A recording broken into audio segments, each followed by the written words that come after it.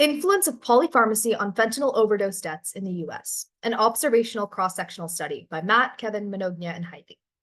Opioid overdose death is a major problem in the U.S. fueled by fentanyl. An estimated 1/3 of U.S. adults know someone who has died from an opioid overdose.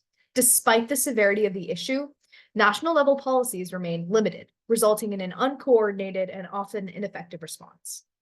The objective of this project is to investigate geographic and demographic perspectives to understand the locations and people most affected by co-use of fentanyl with other drugs. For our methods, we use the National Vital Statistics System, or NVSS, death certificate data to identify cases of overdose mortalities with fentanyl taken with any of the following drugs: benzodiazepines, cocaine, heroin, psychostimulants, and alcohol. Using the American Community Survey, which estimates total U.S. population counts, we then calculated crude rates. We also adjusted for race across each of the 50 states using namely non-Hispanic white, non-Hispanic Black, Asian American, American Indian, and Hispanic race groups.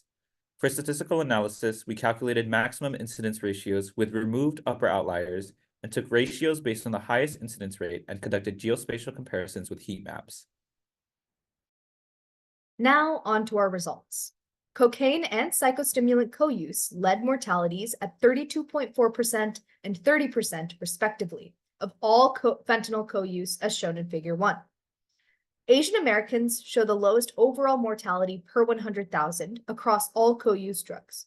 American Indians show increased mortality from psychostimulant and alcohol co-use at 16.4% and 12.7% respectively for Figure 2.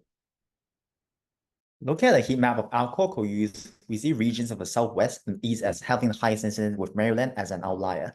For benzodiazepine co-use, we see a similar trend with outlier states being West Virginia, Kentucky, and Tennessee. For cocaine use, we see prominence in the East Coast with outlier states being Maryland and Delaware. For heroin co-use, we see similar East Coast incidents alongside part of the Midwest, such as Illinois, with outlier states being Vermont, New Jersey, and Delaware.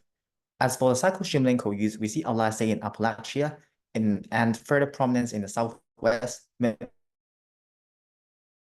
and East Coast with no clear geography. As you can see in Figure 3a, psychostimulant co-use max incidence ratio does not follow the East Coast dominant pattern compared to other co-use drugs. Variables include regional ethnic makeup, access to drug supply chain, and culture possibly affect fentanyl co-use maximum incidence ratios.